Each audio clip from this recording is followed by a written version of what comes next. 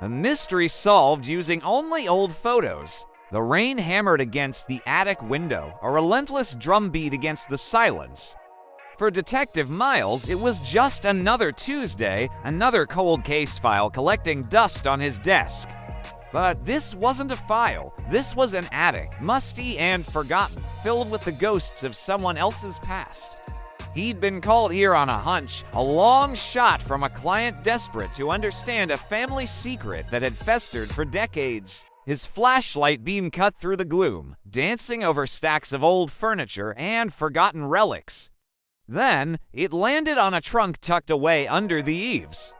Inside, beneath a pile of yellowed linens, was a heavy, leather-bound photo album. Its cover was bare, its secrets held tight. He carried it back to his office, the city lights painting streaks across his window. The album felt heavy in his hands, not just with weight, but with the years it had held. He opened the first page, a family portrait, sepia-toned and formal. A mother, a father, 2 children. They stared out from the past, their expressions unreadable. He turned the page, a birthday party. The same children, a little older, but one of them, a young girl, seemed to be looking not at the camera, but at something just out of frame, her eyes wide with a hint of ... What was it? Fear? Surprise? He kept turning. Each photo was a perfectly staged moment of a happy family life, picnics in the park, holidays by the sea, Christmas mornings with presents under the tree. But the more he looked, the more the perfection began to fray at the edges. Miles pinned the first photo to his large corkboard, the family portrait. He took out his magnifying glass, the one his own grandfather, a watchmaker, had given him. He leaned in, his world shrinking to the tiny, captured moment. In the background, partially obscured by a curtain, was the faint reflection of a face in a window pane. A face that didn't belong to the family. He pinned the birthday party photo next to it. He examined the girl's wide eyes, then followed her gaze. In the reflection of a silver balloon, he saw it again. The same face, distorted but undeniable. A man, watching. His office, usually a sanctuary of quiet contemplation, slowly transformed into a web of connections. Red string crisscrossed the corkboard, a frantic spider's web linking one anomaly to another. A photo of a beach holiday showed a newspaper lying on a blanket, the headline just blurry enough to be unreadable. In another, a Christmas photo, one of the ornaments on the tree was an unusual, hand-carved bird, unlike any of the others. The girl was holding an identical bird in a photo taken years earlier, on a different continent. The inconsistencies piled up, each one a whisper from the past, a piece of a puzzle he couldn't yet see. The family in the photos smiled, oblivious, while this shadow figure lurked just at the edge of their lives, a constant, unseen presence. Who was he, and why was he always there? Days blurred into nights. Coffee went cold on his desk as Miles lived and breathed the world within the album. He felt like he knew this family, their staged smiles, their hidden anxieties, the girl especially. He saw her grow up through the lens of the camera, her guarded expression becoming more pronounced with each passing year. He ran digital enhancements on the blurry newspaper headline. The words slowly sharpened into focus. Local industrialist vanishes after factory fire. The date was 2 days before the beach photo was taken. A quick search brought up the industrialist's name, Edward Sinclair. And a photo, the face was older, but it was him. The man from the reflections, the man who was supposed to have vanished. Miles felt a jolt, the kind of electric thrill that only came when the pieces started to click into place. He pulled down the photo of the Christmas tree, the one with the strange, hand-carved bird ornament. He scanned it at the highest resolution his equipment would allow, zooming in on the tiny object until it filled his screen.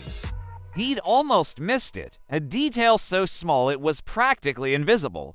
Scratched into the base of the wooden bird in tiny, almost microscopic letters, was a sequence of numbers. They weren't random. Miles's heart hammered in his chest. He recognized the format immediately. They were geographical coordinates. He typed them into a satellite map. The pin dropped not on some remote wilderness, but on a quiet suburban street in a town 3 states away. He stared at the screen, a single house marked by the digital pin. He cross-referenced the address with public records. The owner's name came up, Eleanor Vance, an old woman living alone. He looked back at the corkboard, at the face of the young girl in the photos, her eyes wide with secrets. Her name, according to the client's file, was Eleanor. It was her. He had found her. The drive was long, filled with a nervous anticipation that made his hands grip the steering wheel. He found the house, a modest home with a well-tended garden. An elderly woman with kind, knowing eyes answered the door.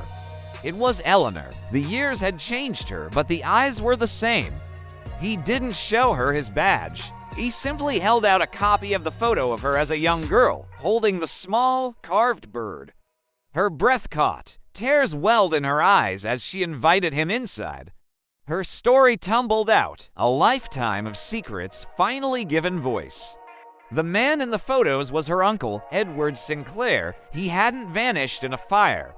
He'd been forced into hiding by dangerous business partners. Her parents, terrified for their family's safety, had helped him disappear and cut off all contact, but he never truly left. He became a guardian angel, a ghost in the machine watching over her from a distance, leaving tiny clues in the photos, clues only she would understand, like the carved bird he had made for her as a child. He was letting her know he was safe and that he was always watching over her. The coordinates were his final message, a way for her to find him when the danger had passed.